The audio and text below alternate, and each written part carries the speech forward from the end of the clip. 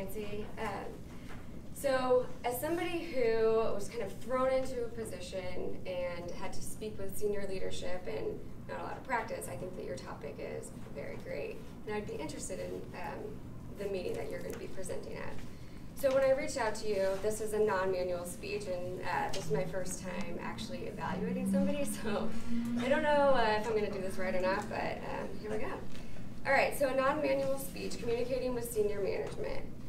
You're going to be doing this presentation in November, so I think that this is a great stage to kind of test it and get some feedback from everybody.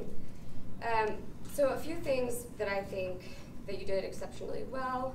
I loved all of the points that you were making in this handout. I think all of them were really great. I think everybody agrees that everything that you made on here is going to be very valuable to anybody on the receiving end. I think a couple of things that I wrote down that were interesting, and the points that you made to expand upon these were murder board. Is that what you mentioned? I think that's awesome, and having the people that are going to pick apart your presentation really hone it, play devil's advocate. I think that's great.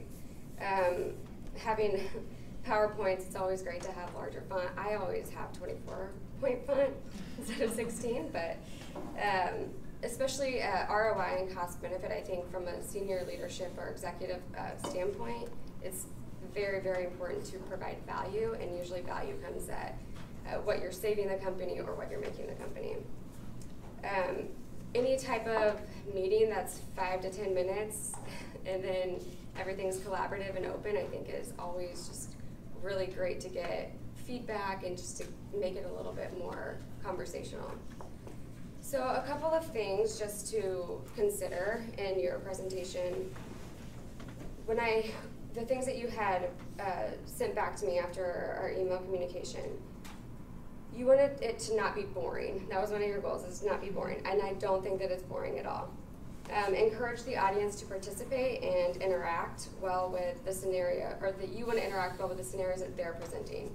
So from the beginning, I think it would be really important for you to kind of create a connection and make it a little bit more conversational and just say, look, we've all been there, we've all had to present, there's horror stories that we can talk about, and here, for example, whatever, and go into something like that. Because you want people to share. And so creating that environment is really important. The tips that you passed out on this piece of paper, I would recommend putting them on a large either screen or poster or something, and then hand this out at the end. And then if you're going to have somebody take notes, then let them know that somebody's taking notes, they'll follow up with you afterwards to give you all the tips that I've already presented. And then room setup is crucial. So if you want it to be conversational, make sure that everybody is open and that it's inviting for people to talk to you. So I'll give you the rest of my stuff later, but I think overall it's great, and I don't think that anybody would think otherwise, and it's great.